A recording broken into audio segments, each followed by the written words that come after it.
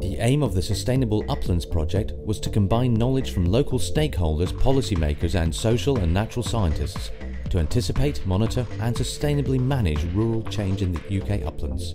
Dr. Mark Reed explains the importance of the uplands. There's an increasing recognition of the importance that uplands play for UK society. A large proportion of the world's moorland landscapes actually exist in this country. They're effectively a cultural artefact, and obviously there's huge importance here nationally and internationally in terms of the biodiversity. But underneath those habitats, locked up in the soil, is Britain's largest carbon store. There's more carbon stored in the peat soils of the UK than in all the forests of France and Germany combined. When you combine that then with the fact that 70% of Britain's drinking water comes from mainly upland peaty catchments, then these are vastly important for UK society, but also for global society as a whole in terms of keeping that carbon locked up in the soil rather than allowing it to go up to the atmosphere and contribute towards global warming. Mark, years ago, came along to Moors for the Future and did a presentation on RELU. And I thought, well, this was the first time that really anyone has wanted to sit down and talk to land managers. Historically, the experience of government intervention in the uplands has been dreadful. That said, we've got to tease out the questions and the answers to these problems to make sure we do get the best balance of science and practical knowledge on the ground. Broadly speaking, the different scenarios that we explored, that people talked to us about, fell into two groups. One group is a bunch of scenarios, a bunch of future events, which are all about an intensification of land use and management. So people using the land more actively, more intensively to get more out of it in future. The second group of scenarios is the opposite of this, and that's all about extensification of land use and management. So people using the landscape less intensively, letting things go a bit more wild.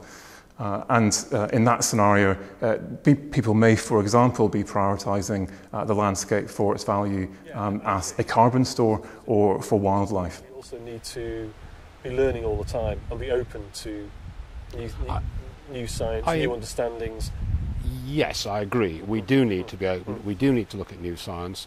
I would question whether a lot of the research... UK peatlands are heavily degraded, and with best estimates we think that 80% are damaged from drainage, past wildfires and past inappropriate management, and especially in the Peak District we have some very, very degraded peatlands. So this is sphagnum moss, which is a really important peat builder, and what this does is it takes in its growth carbon out of the atmosphere and then builds up peat really quickly.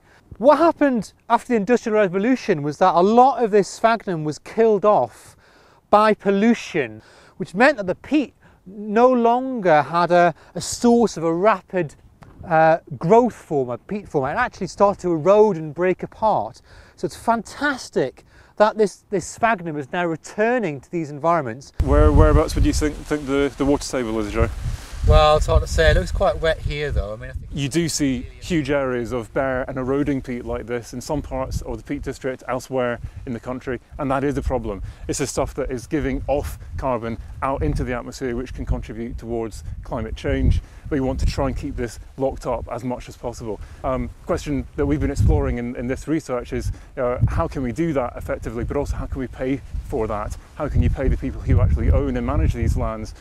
Going forward, if we do nothing, if we just leave it as bare peat, it's just going to get more and more damaged and more wrecked. It's going to erode more.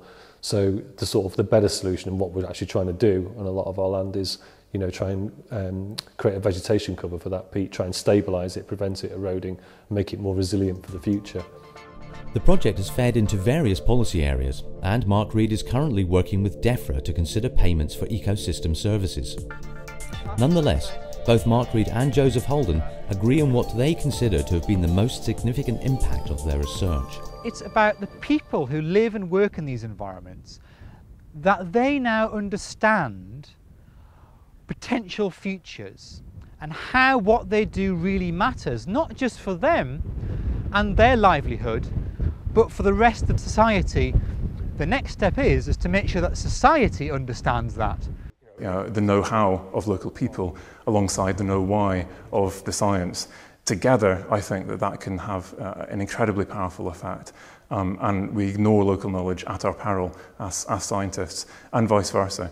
And so this project has been very much about bringing both of these different types of knowledge together, integrating those different knowledge sources so that we can get the best of both worlds.